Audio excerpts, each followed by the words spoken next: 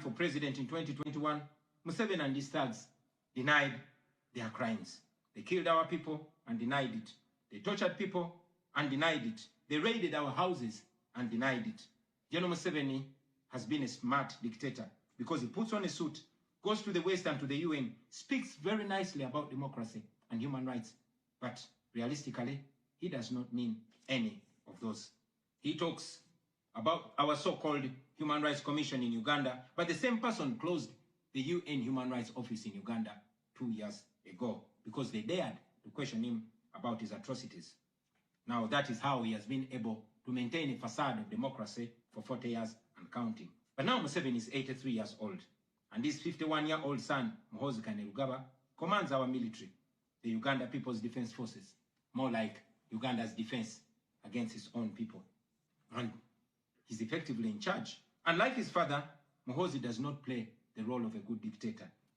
He openly and shamelessly says despicable things on social media. On Twitter, he openly confesses and brags about committing atrocities against the people of Uganda. When he was summoned by Parliament, he called Parliament a house of clowns and fools, and he threatened to arrest all of them.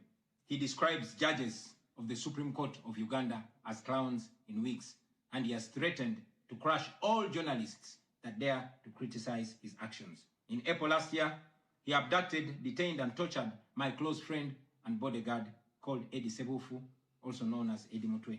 He later on posted on Twitter naked pictures of Eddie, boasting that Eddie Mutwe was in his basement learning Museveni's mother tongue, Bunyankole. Last month, he bragged about killing 22 of my friends, and he said that he's praying that I am the 23rd person for him to kill.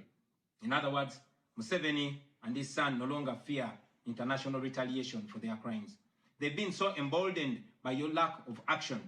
They know that they can murder their own people, imprison them, torture them, remove their fingernails, push needles down their testicles, and nothing will happen to them. Now, they're using rape as a weapon. Boys and girls, men and women, people of all ages have reported being sexually assaulted by Muhoozi's military.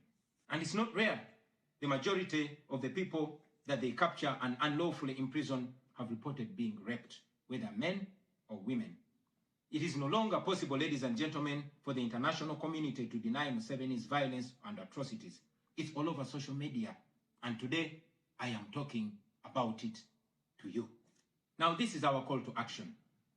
The way I see it, if the international community continues to be complacent, then Uganda will go from bad to worse. Museveni and his son's military will massacre